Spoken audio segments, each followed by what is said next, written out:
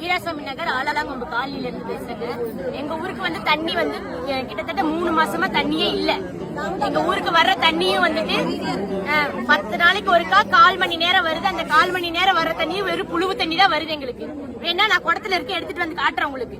அந்த புழுவு தண்ணி விட்ட ஏன்னா எங்களுக்கு வர தண்ணியே வந்து சாக்கடை தண்ணியை தான் விடுறாங்க. நாங்க வந்து இத்தனை நாளா சொல்லியும் எங்களுக்கு தண்ணி சுத்தமா வரதே இல்ல. போர் தண்ணியும் விட மாட்டேங்கிறாங்க. இதைய வந்து நாங்க மறியல் பண்ணி கேட்கலான்னு வந்தா இவங்க வந்து எங்களுக்கு நிரந்தரமா எந்த தீர்வுமே தரதே இல்ல.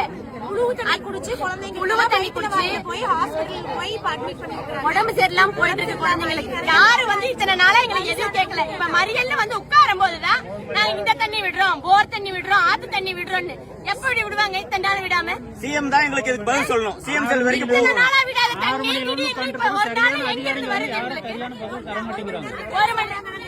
நாளைக்கு 1 மணி நேரம் தண்ணி வரும்னு சொல்றாங்க. அந்த தண்ணி எங்க இருந்து வருது? ஒரு நாள் தீர்வு, அரை நாள் தீர்வு, இந்த ஒரு வார தீர்வு எங்களுக்கு பதில் சொல்லணும். நிரந்தரமா எங்களுக்கு ஒரு தீர்வு வேணும் இதுக்கு. இந்த போர் தண்ணி எங்களுக்கு பத்தாது. ஒரு நாள் விட்டு ஒரு நாள் தரேன்னு சொல்லி இவங்க சொல்றாங்க. அது எங்களுக்கு பத்தாது. அத்திக்கடவு தண்ணி விடுங்க. எங்க ஊர்ல இருக்கிற தண்ணி வேற ஊருக்கு போகுது. எங்க ஊருக்கு அத்திக்கடவு தண்ணியை விடுங்க. நாங்க எல்லாரும் டிச்சி தண்ணியை குடிச்சிட்டு இருக்கிறோம்.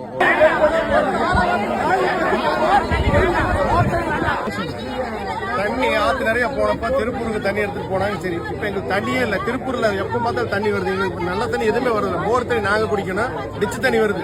மேட்டு டிச்சு தண்ணி பூரா எங்களுக்கு வருது.